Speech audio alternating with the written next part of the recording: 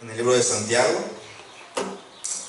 Vamos a abrir nuestras Biblias en el libro de Santiago, todos lo tenemos. Santiago 5.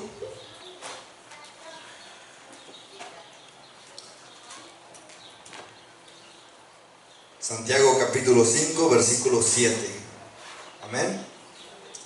Me dan un amén cuando lo tengamos todos. Amén. Vamos a hablar sobre este último sermón que aparece aquí en el libro de Santiago. Vamos a hacer una recapitulación para los hermanos que quizás no hayan estado durante todo el estudio desde el capítulo 1 hasta donde estamos. Amén. Entonces vamos a empezar con quién era Santiago, si algunos recuerdan, porque vamos a entrar con este último capítulo de la carta de Santiago. Santiago era un hombre, o fue un hombre, que no creyó en Jesús. ¿Sabían eso, hermanos? No creyó en que él era el Mesías, no creyó en que él era el Hijo de Dios, o el Dios mismo. Y eso lo podemos ver en el libro de Juan, capítulo 7. Sí, perdón. Siéntase, hermano, pueden tomar sus lugares. Hoy no toca castigo el día de hoy. En el libro de Juan, capítulo 7, versículo 5.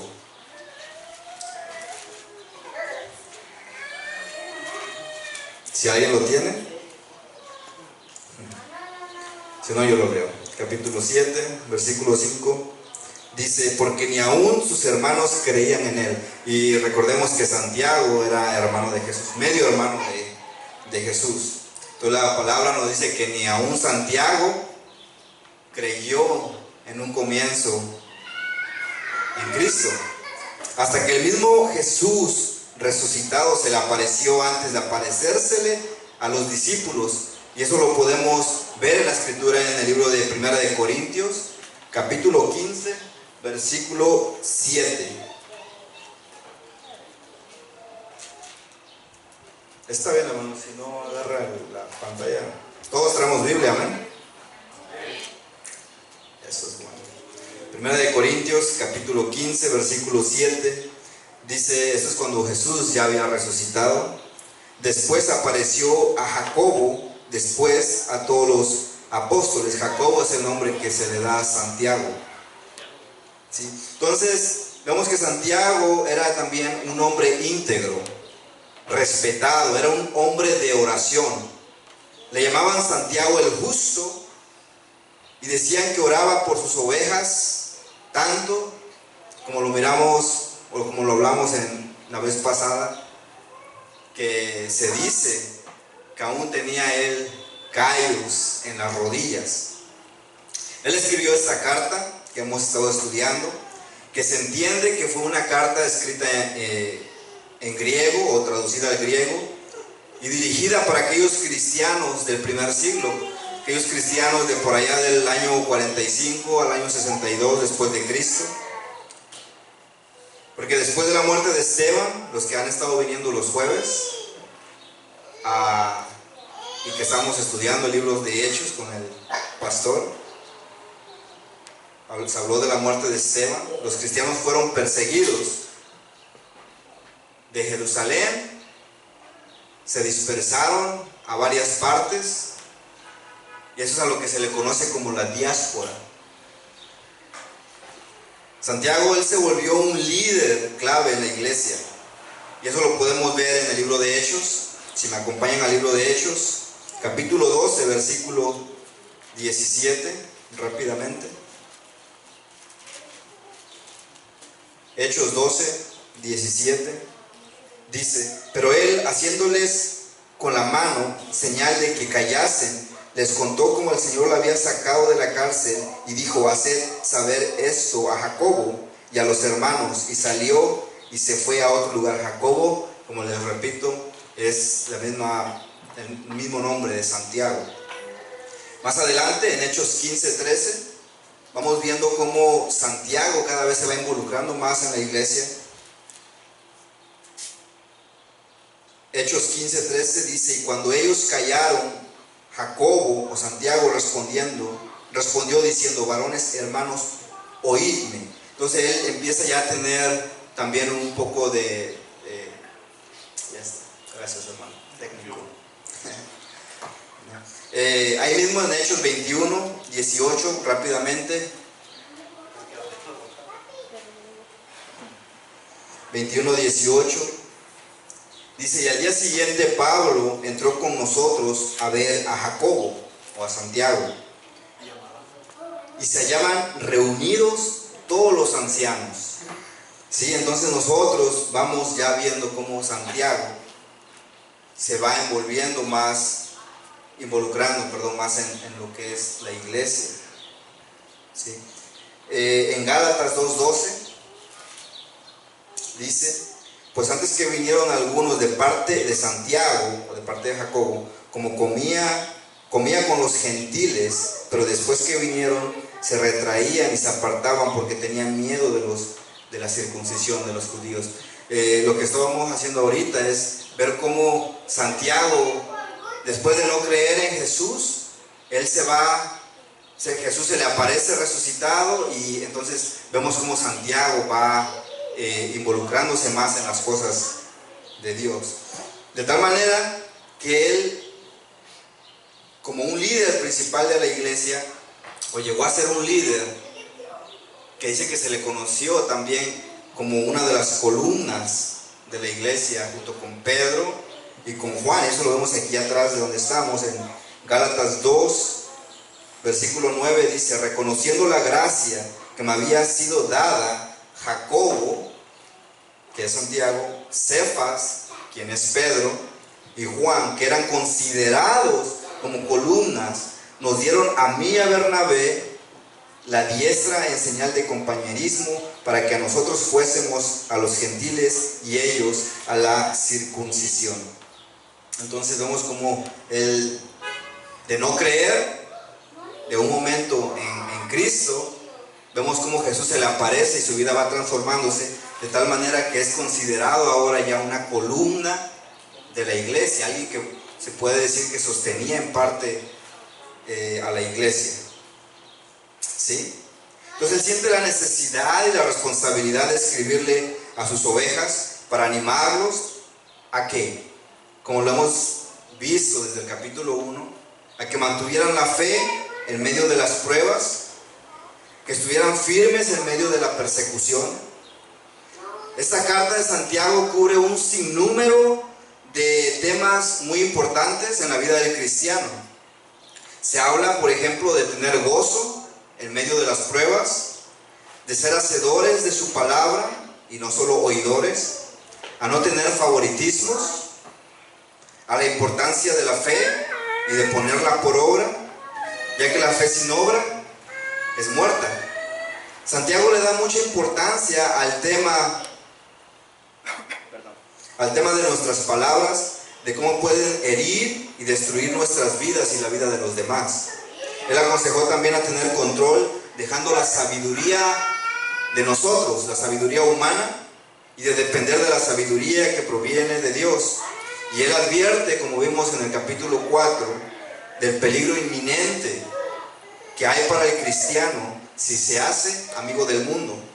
También en el capítulo 4 vimos la manera de cómo Santiago exhorta a aquellos que juzgaban y se hacían jueces, y la manera de cómo uno podría exhortar a un hermano, a un miembro de la iglesia, ¿sí? Y la manera en cómo se debe de hacer, y que es conforme a la escritura, ¿sí? Entonces, la enseñanza pasada miramos sobre unas personas que estaban en la iglesia. Estas personas eran personas de dinero, eran ricos, eran gente adinerada, por decirlo de alguna manera, y de cómo ellos estaban haciendo ricos, como decimos nosotros, a costillas de los pobres. Eso lo miramos en Santiago 5, del versículo 1 al versículo 6.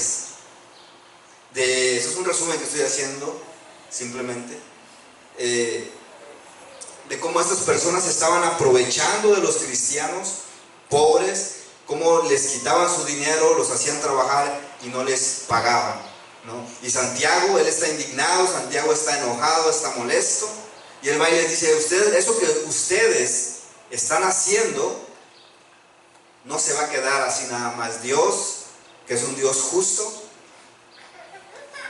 como decimos nosotros, va a tomar cartas en el asunto. Entonces vamos a empezar en el versículo 7. Ya miramos a estos ricos que oprimían a los cristianos pobres, como lo miramos,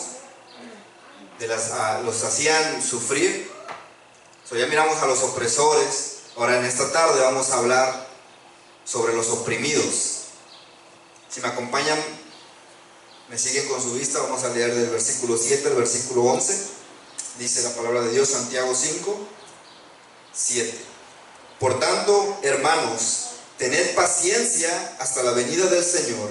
Mirad cómo el labrador espera el precioso fruto de la tierra, aguardando con paciencia hasta que reciba la lluvia temprana y la tardía.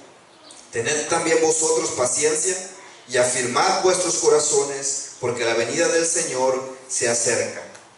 Hermanos, no os quejéis unos con otros, para que no seáis condenados. He aquí, el juez está delante de la puerta. Hermanos míos, tomad como ejemplo de aflicción y de paciencia a los profetas que hablaron en nombre del Señor. He aquí, tenemos por bienaventurados a los que sufren. ¿Habéis oído de la paciencia de Job y habéis visto el fin del Señor? Que el Señor es muy misericordioso y compasivo. Entonces ahora Santiago se enfoca en los oprimidos, en las víctimas, en los pobres. Él le llama la atención a los que están abusando, a los ricos, pero él alienta a las víctimas, a los cristianos pobres. ¿Y a qué los llama? A tener paciencia en medio de esa situación que ellos están teniendo con los ricos, con las personas que están abusando de ellos. Y les dice prácticamente: yo sé que están pasando por situaciones difíciles, sé que están siendo oprimidos, que su dignidad ha sido llevada al piso por los suelos, pero esperen confiadamente en Dios.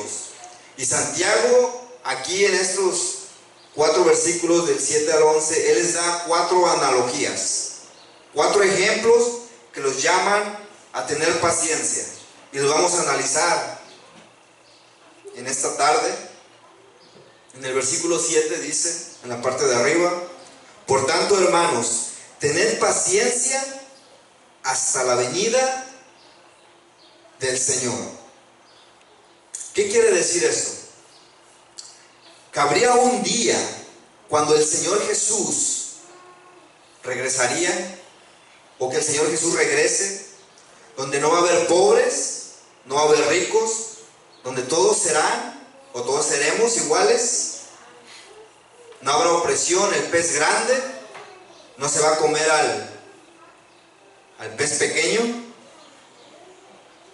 Por lo tanto, crean, confíen, dependan hasta la venida del Señor. Que esto que ustedes están viviendo ahorita va a terminar. La segunda analogía dice: tened paciencia, o lo que habla, ¿no? Tener paciencia, y usa el ejemplo del labrador. Él les dice: emulen al labrador. Él tiene que esperar la lluvia tardía, la lluvia temprana. Los labradores no exigían a Dios, no exigen a Dios más bien a que mande la lluvia, como hay una canción, no sé si la han escuchado, ¿no? Que dice: Dios manda lluvia.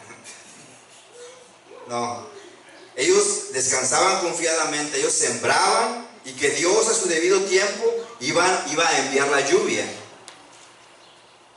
Entonces Él les está diciendo: aprendan de ellos a esperar la lluvia en su momento, a tener paciencia. No sé si de aquí, por ejemplo, hay personas, hay hermanos que hayan sembrado en algún momento allá en los países de uno, pero Cuando uno siembra, o las personas que siembran, los agricultores saben, allá se les conoce como los temporales en México. Entonces ellos saben a ciertas fechas del año, ellos van y siembran, ¿no? Porque ellos saben que vienen las lluvias, ¿sí?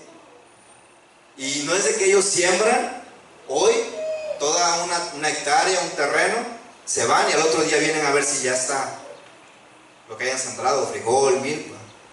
No, de alguna manera ellos ya tienen ese conocimiento y tienen esa paciencia, ¿sí? En ocasiones ha pasado que uno siembra y no cae la lluvia cuando se supone que debe de caer.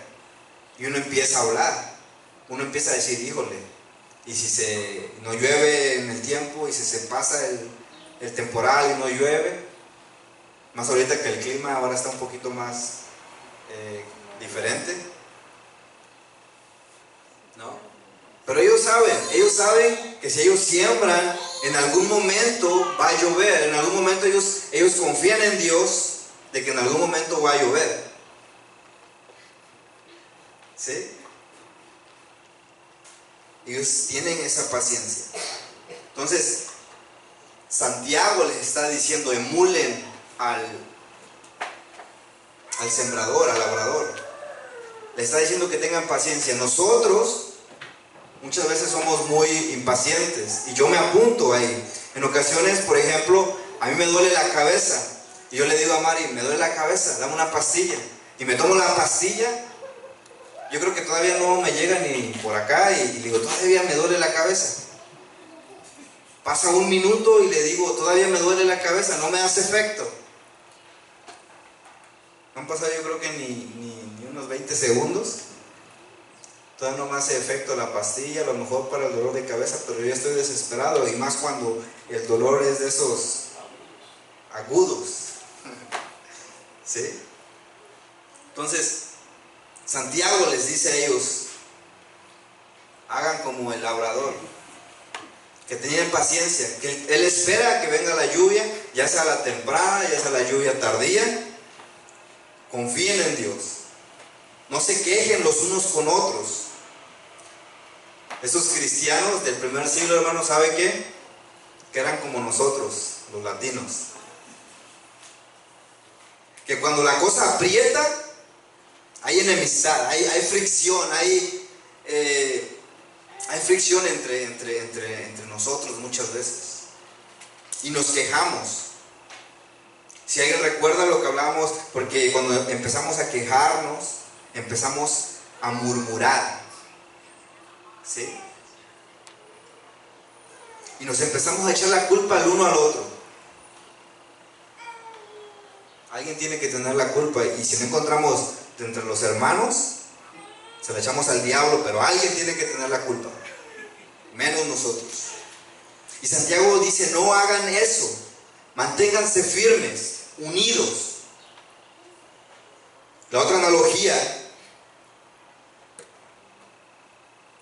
dice Santiago que no olviden, les dice a esa iglesia, a esos cristianos donde iba dirigida la carta, no olviden a los profetas que hablaron en el nombre de Dios.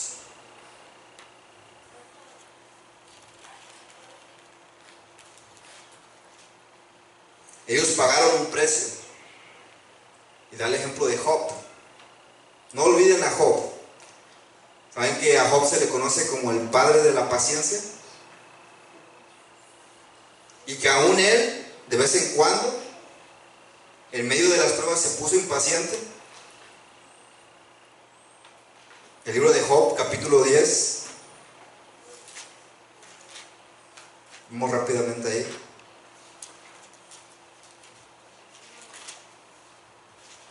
Job capítulo 10 dice, está mi alma hastiada de mi vida, daré libre curso a mi queja, hablaré con amargura de mi alma, diré a Dios, no me condenes, hazme entender por qué contiendes conmigo. ¿Te parece bien que oprimas, que deseches la obra de tus manos y que favorezcas los designios de los impíos? ¿Tienes tú acaso ¿Ojo de carne? ¿Ves tú cómo ve el hombre? ¿Son tus días como los días del hombre o tus años como los tiempos humanos? Para que inquieras mi iniquidad y busques mi pecado. Aunque tú sabes que no soy impío y que no hay quien de tu mano me libre, tus manos me hicieron y me formaron, y luego te vuelves y me deshaces. Le hace una pregunta. Entonces vemos cómo Job, aun cuando es conocido como el padre de la paciencia, llegó un momento en el que se desesperó también. Pero al final, los que han tenido la oportunidad de leer este libro de Job, ¿saben lo que él dijo? Después de tantos problemas, después de que a lo mejor no entendía por qué se le habían muerto sus hijos, a lo mejor no entendía por qué todo su ganado, toda la riqueza se le fueron para abajo en un momento. Pero después él hizo esta afirmación: de oídas te había oído, mas ahora mis ojos te ven. O sea, en otras palabras, lo que Job está diciendo es: yo creía que te conocía, pero después de estas pruebas y de esperar y de confiar en ti, ahora sé que estuviste conmigo y que estás conmigo. Santiago les está diciendo: no se rindan, dependan de Dios, pongan en práctica la paciencia. Santiago está enseñando la paciencia en este capítulo, hermanos, y creo que es bueno que lo diga de esta manera, ¿no? Que muchas veces quizás nosotros pasan algún problemita o algo y nos impacientamos por situaciones. Pero aquí Santiago no solamente lo está diciendo de esa manera, él lo está hablando como en como de dos maneras diferentes.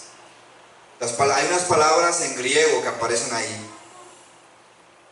Una palabra que aparece ahí es upomeno, que esto quiere decir que uno debe y puede perseverar bajo el peso de las circunstancias o adversidades. O sea, no te rindas por más difícil que sea la situación. Y hay otra palabra que también aparece ahí que se llama macrotumeo, del griego, y que esto quiere decir: sé tolerante con aquellos que te quieren hacer daño y poner a prueba tu paciencia. En otras palabras, sea cual sea tu excusa, no hay excusa. Seamos tolerantes, seamos pacientes en cuanto a las pruebas, a las situaciones, y seamos pacientes con las personas que muchas veces nos hacen la vida de cuadritos.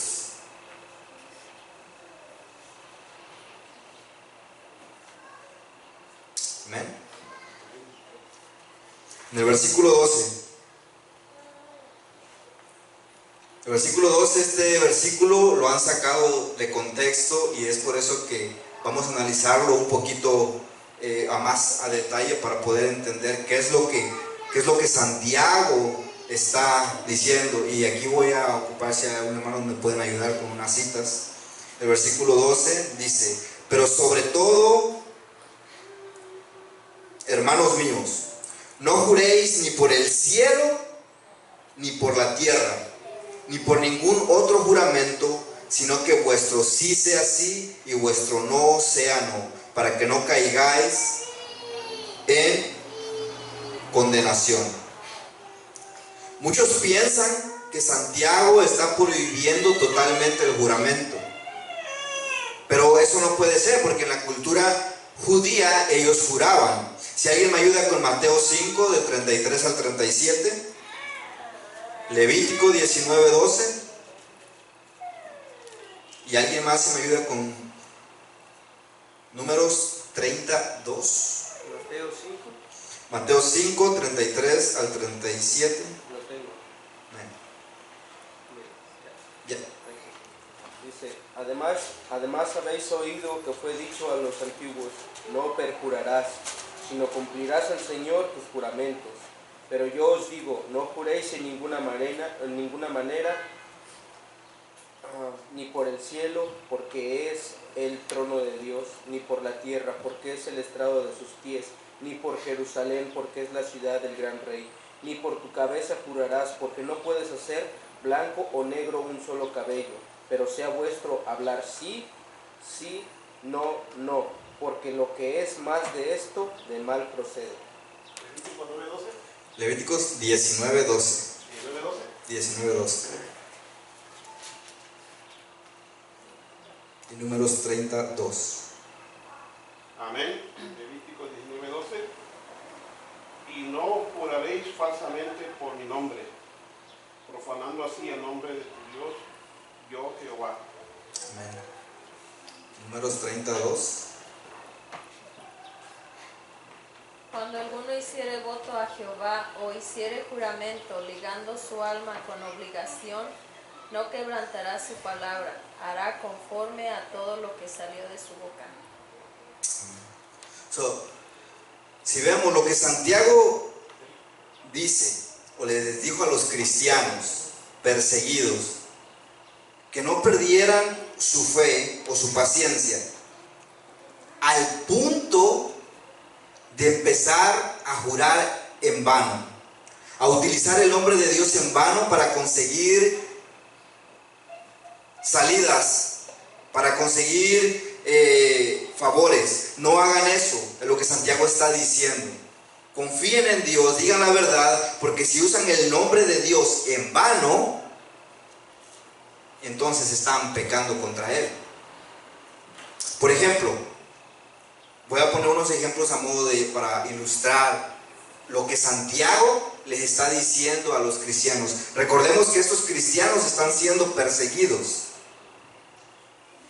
Por ejemplo, es como si Santiago les estuviera diciendo, no vayan a donde están dando cosas. Por ejemplo, están dando comida, vamos a decir, ¿no? Una despensa de comida, bolsas. Entonces vienen y le preguntan, por ejemplo, a Mari, ¿sabes qué? ¿Cuántos hijos tienes para ver qué tanta cantidad te vamos a dar de despensa? Y viene, por ejemplo, la hermana Mari y dice, ¿sabes qué? Yo tengo 8 hijos. Y resulta que ella solamente tiene 2 hijos. Está mintiendo. Pero como está en tanta necesidad, usa el nombre de Dios. De verdad tienes 8 hijos, te lo juro.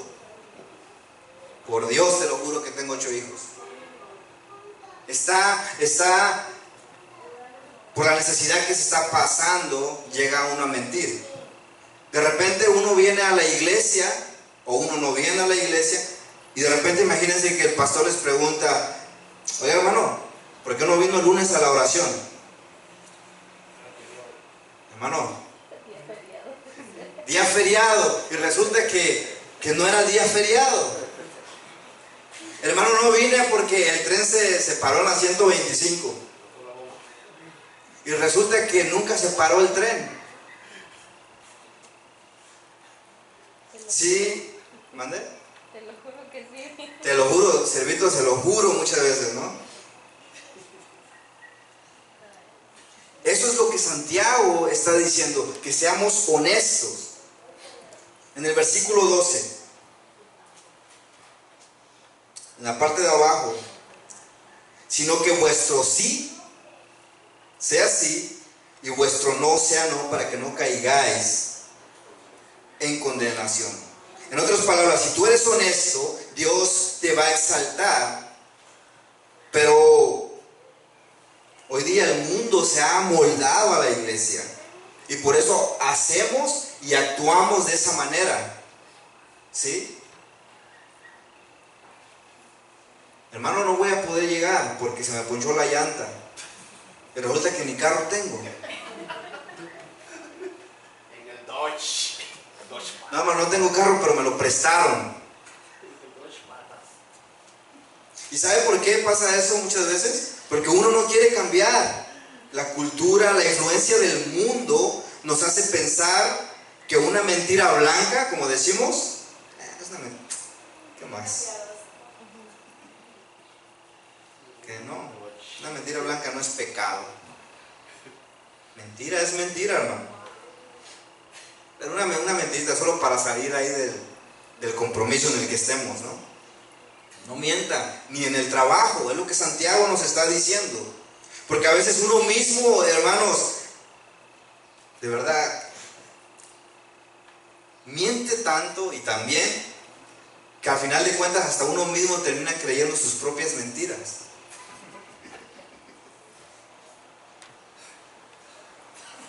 Y hasta la defendemos. Oye, yo fuiste a, no sé, a una prédica del hermano José Olivares. Y a veces uno no sabe ni quién es José Olivares. Sí, fui. Pero yo no te vi. No, yo estuve ahí. No, pero es que yo no te vi. Hermano, yo estuve ahí. Y defendemos una mentira y resulta que no, que nunca estuviste. Es más, no sabes ni quién es ese predicador. Y defendemos esa mentira.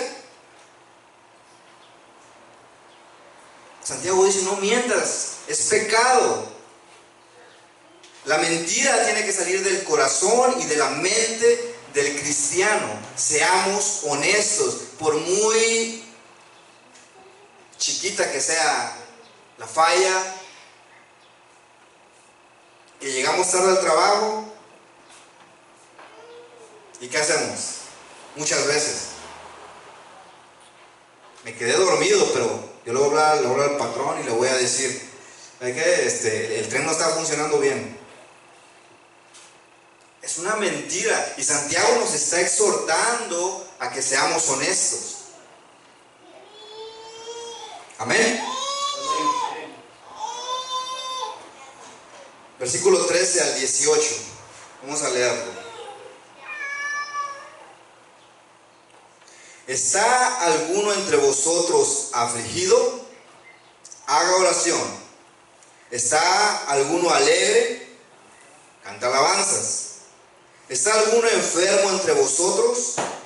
Llame a los ancianos de la iglesia y oren por él, ungiéndole con aceite en el nombre del Señor, y la oración de fe salvará al enfermo, y el Señor le levantará, y si hubiere cometido pecados, le serán perdonados.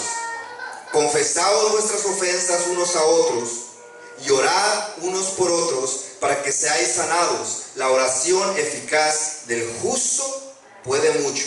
Elías era hombre sujeto a pasiones semejantes a las nuestras, y oró fervientemente para que no lloviese. Y no llovió sobre la tierra por 3 años y 6 meses. Y otra vez oró, y el cielo dio lluvia, y la tierra produjo su fruto.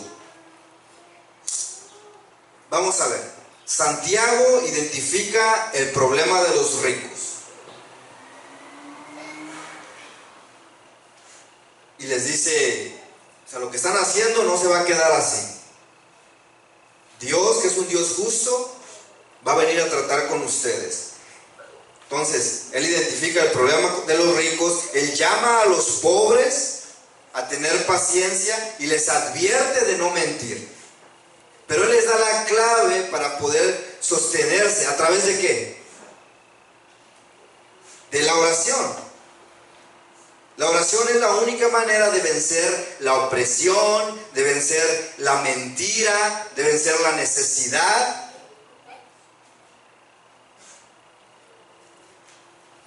¿Cómo se vence eso, hermanos? Orando. Lo acabamos de leer. Porque en la oración, les decía Santiago, tú y yo dependemos de Dios. La oración es la única forma de enfrentar nuestra crisis y cualquier tipo de situación que estemos viviendo ahorita o que vayamos a vivir después en el futuro. Él les dice, ¿estás sufriendo?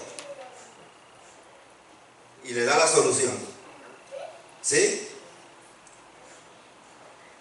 ¿Qué le dice? ¿Que lloren?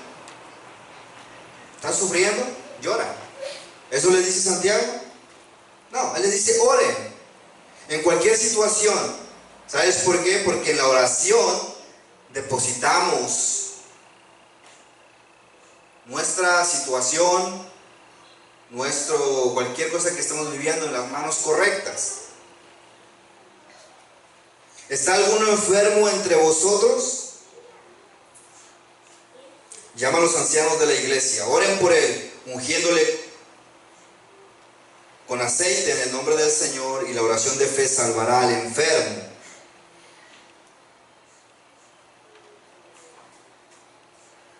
Amén. Y la oración de fe salvará al enfermo.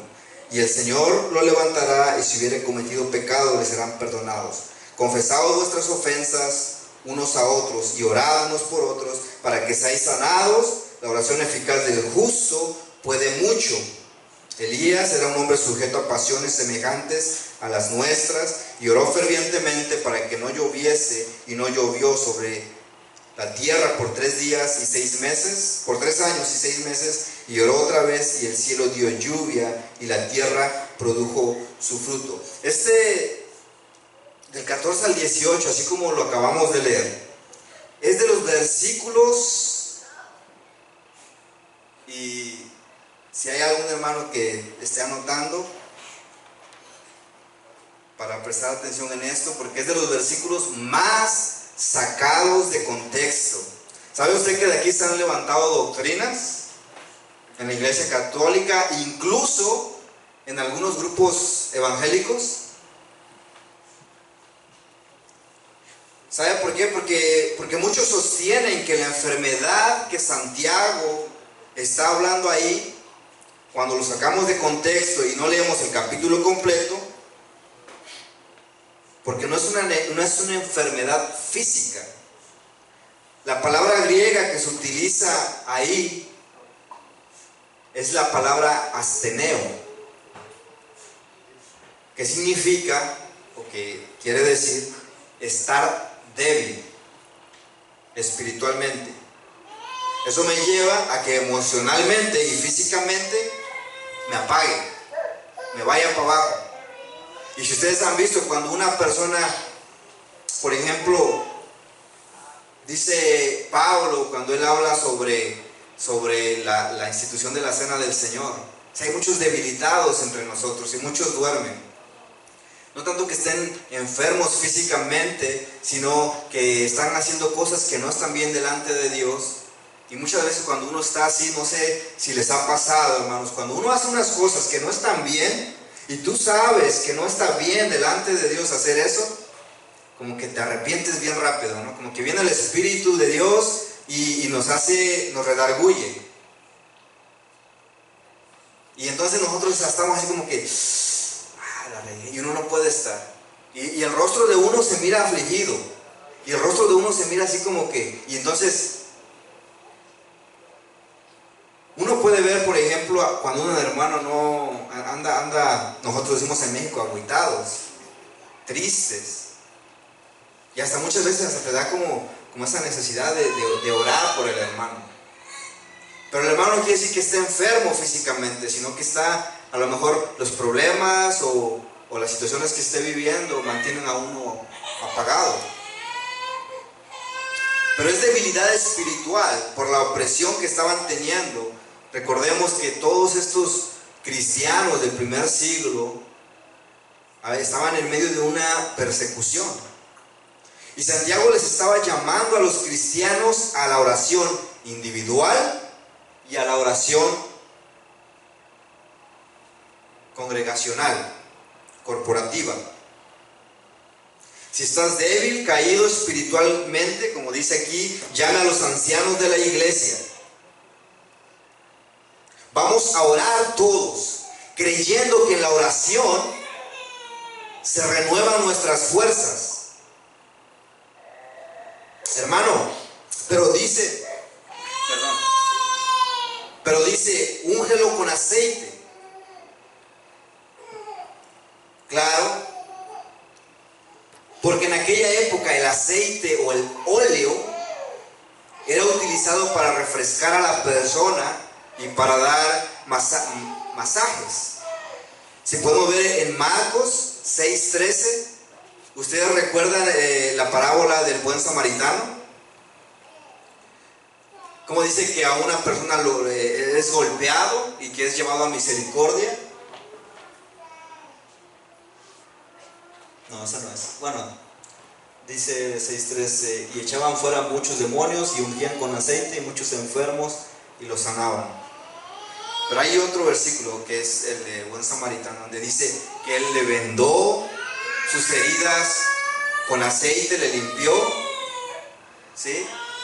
No que el buen samaritano agarró y se puso a orar y pum, la sanó.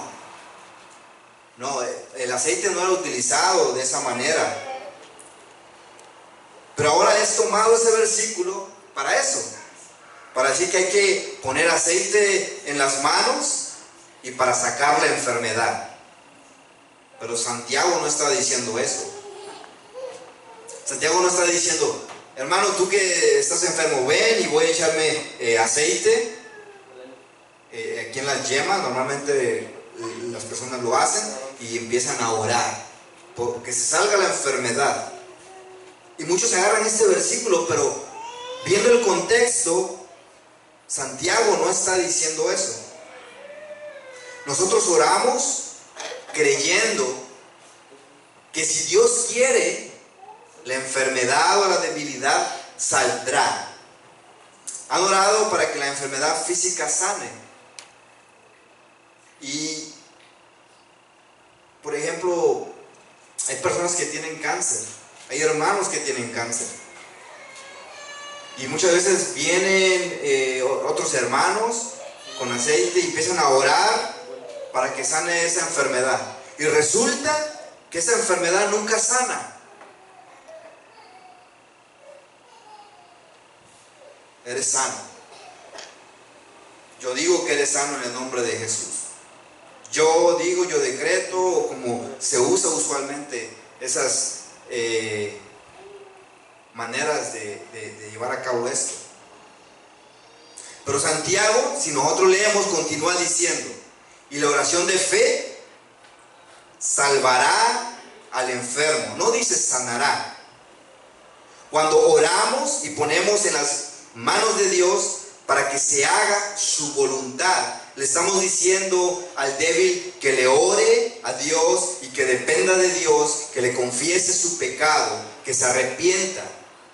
No es una oración de fe exclusiva para sanar, o una oración diferente a las demás oraciones, porque todas las oraciones se supone que son con fe. Con fe de que Dios hará lo que Él quiera hacer, porque Él es quien salva y Él es quien sana. Amén. O sea, la clave aquí no está en la imposición de las manos ni en el aceite. ¿Quiere alguien venir y poner aceite y orar? Está bien. ¿Quiere uno venir y poner las manos? Está bien. Pero no es ni el aceite ni las manos. Es en la oración de un creyente, en la oración de un grupo de creyentes, poniendo al débil, al enfermo, al perjudicado en las manos de Dios.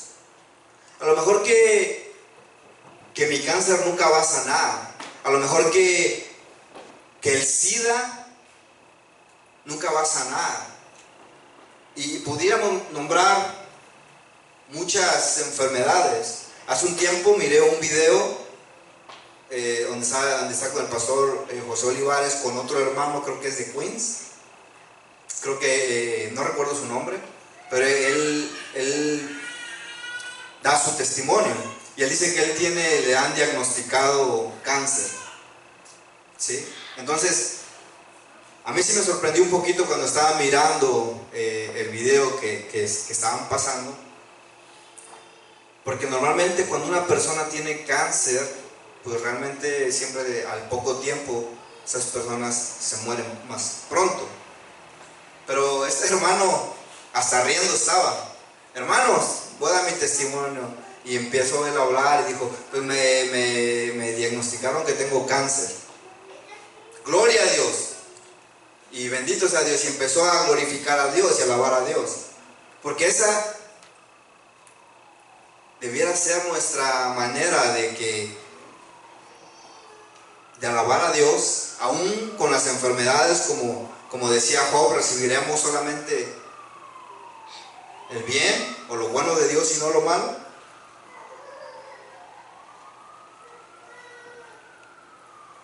Entonces, es la oración. A lo mejor que esas enfermedades nunca se van a sanar, pero nuestra alma, aún en esas situaciones, podemos alabar a Dios.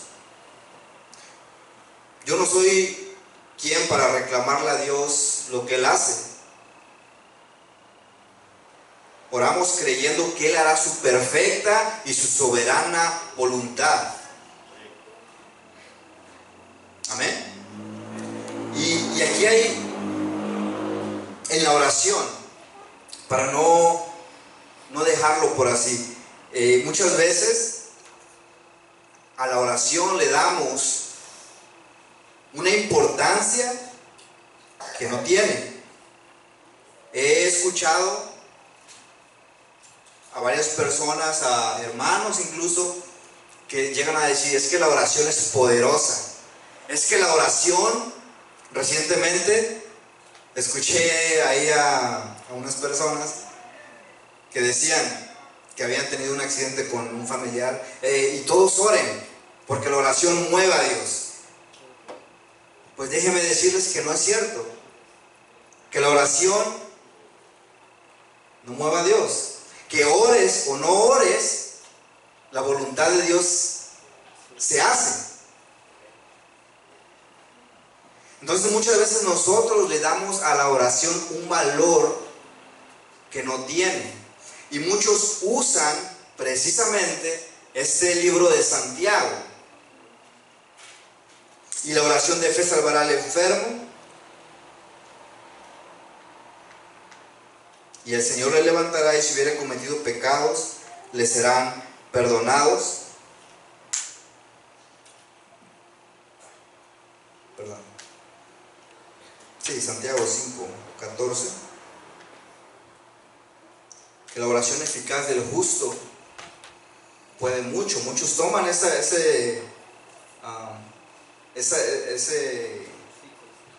versículo para decir que si nos juntamos en oración para algo, pues ya ¿qué va a hacer Dios? Contestarnos. Pues no. De verdad, hermanos, que anteriormente, aun cuando no tenía el conocimiento de Dios y escuchaba algunas pláticas, como que aunque desconocía lo que era el evangelio, había cosas como que no me cuadraban de pronto. Hermano, es que yo ayuné tantos días para que tal persona me hiciera caso. Órale. Y me sorprendía un poquito. Es que vamos a orar. Eso pasó, digamos, tipo experiencia personal. Vamos a orar para que tal persona regrese.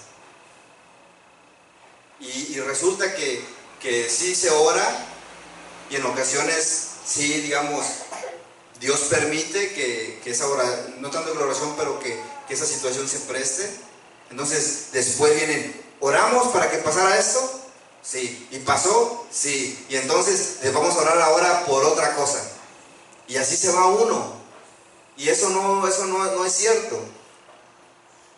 Pero toman este texto, que la oración eficaz del justo puede mucho. Yo le hago una pregunta a la iglesia: ¿qué es una oración eficaz?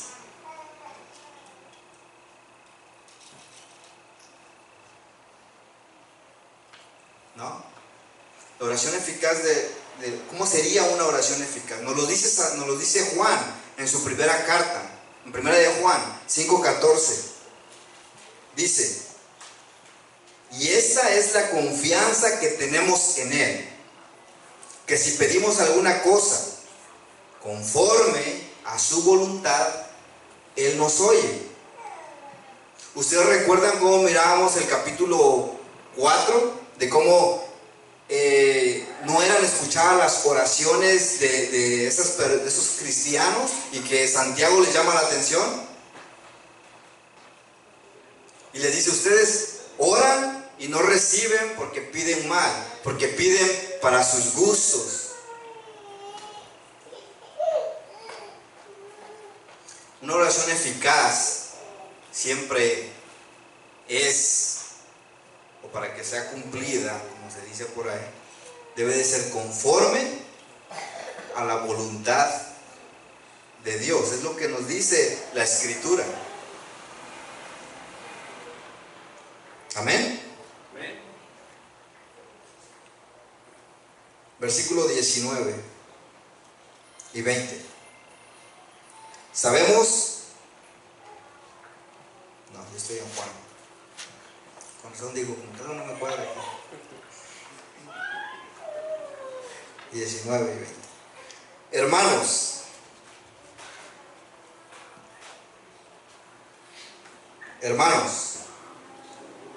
si alguno de entre vosotros se ha extraviado de la verdad y alguno le hace volver, sepa que el que haga volver al pecador del error de su camino, salvará de muerte un alma y cubrirá multitud de pecados. Santiago concluye diciéndole a los cristianos, porque recordemos que esta carta es dirigida a los cristianos, a los hermanos perseguidos. Esta carta es importante. En esta carta él nos está diciendo lo importante que es el cuidado espiritual mutuo.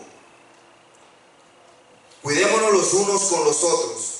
Si algunos se extravían, es responsabilidad de la iglesia ir a buscarlo, como Jesús en la parábola, que dice que se le perdió la ovejita, se fue. ¿Y qué hizo Jesús? Fue a buscarla. Y ahí hay algo también que el otro día platicando con Uriel voy a decir con el hermano, pero no, de que hay una palabra en esa parábola que dice que cuando dice que el pastor va a buscar a la oveja, dice, y si la encuentra. O sea que cabe la posibilidad de que se la coma el lobo, al oso. Entonces, y si la encuentra. En este caso, en la parábola que Jesús dice, pues la encuentra y la trae de regreso. ¿Sí? Entonces, es responsabilidad de la iglesia, hermanos, ir a buscar a aquellos hermanos que de pronto se apartan, así como Jesús en la parábola nos enseñaba. Ahora, cuando yo busco o usted busca a la oveja y la trae de regreso,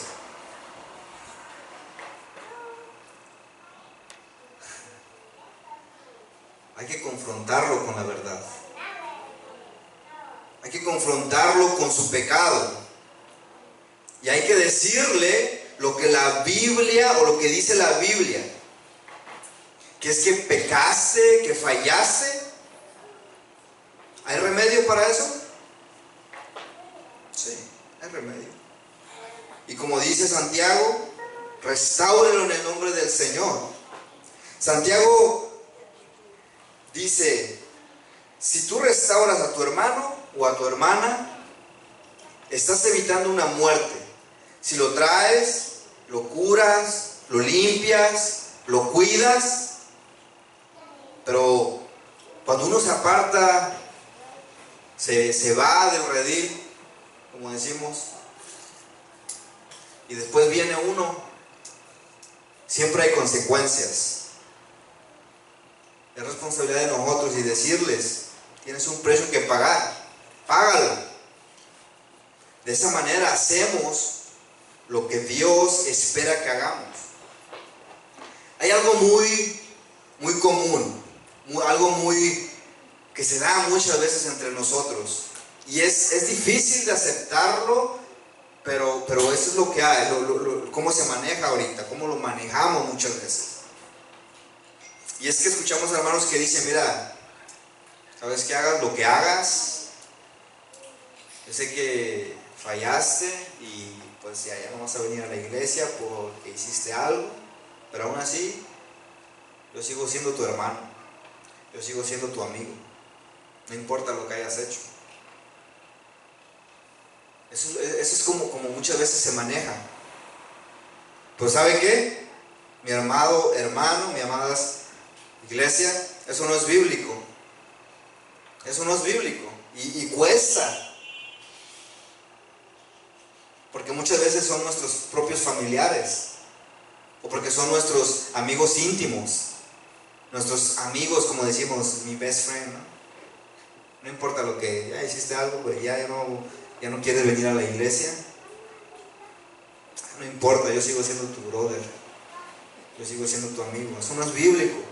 El hermano en Cristo, esto es lo que hace. Le dice lo que él o ella no quieren escuchar. O no quieren hacer. Porque si uno permite eso, uno cohabita con el pecado. El consejo bíblico de Santiago en estos versículos es ir allá por ese hermano o esa hermana que se ha extraviado, traerlo, pagar el precio, porque siempre hay consecuencias. Haz lo que tienes que hacer, y tú y yo, es como decirle a ese hermano, y tú y yo vamos a estar juntos en esto. Por eso somos la iglesia, no para taparnos los pecados y meterlos acá abajo de la alfombra,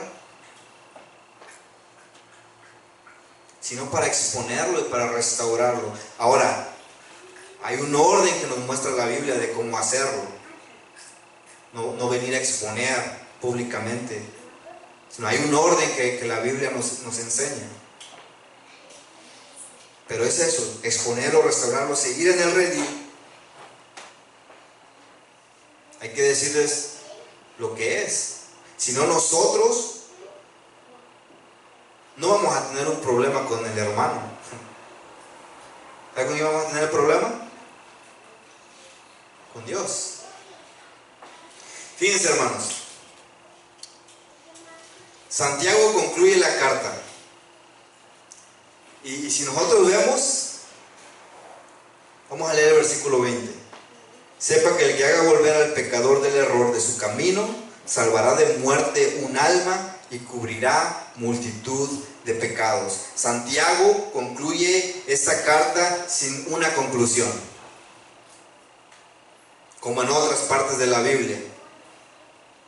Sin un saludo, sin un saludo de despedida o alguna doxología de alabanza y adoración a Dios, como en otras cartas, como en otras epístolas, sino bien claro.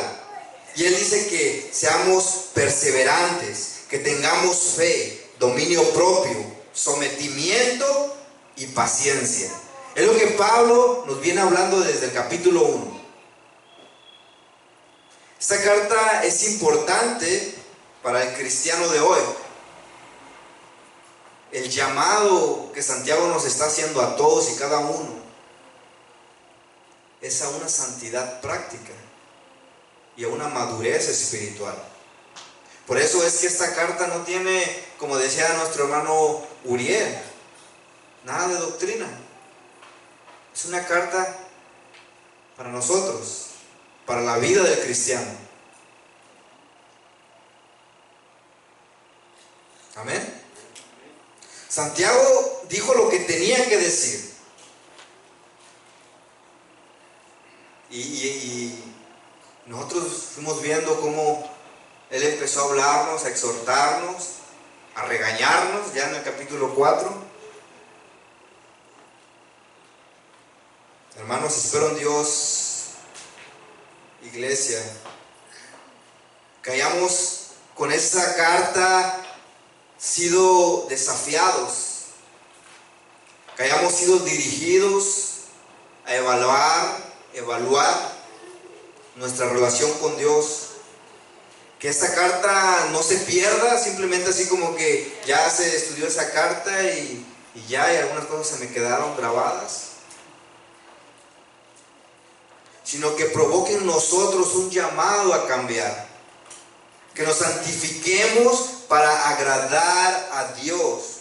Que no nos rindamos ante las circunstancias, como empezaron a hacer los cristianos cuando estaban siendo oprimidos. Y por eso Santiago les hace esa exhortación, que seamos honestos y que aprendamos a depender de Dios, que no nos rindamos ante cualquier circunstancia, sino que nos rindamos a Dios. Amén. Y con esto, hermano, terminamos la carta de Santiago y realmente lo que oramos, que esta carta realmente nos haya desafiado, nos haya exhortado, como lo hizo en primera instancia conmigo cuando yo lo empecé a leer. Porque realmente la Escritura nos confronta y nos dice dónde estamos y la necesidad que tenemos de Dios. Amén. Dios les bendiga, hermanos.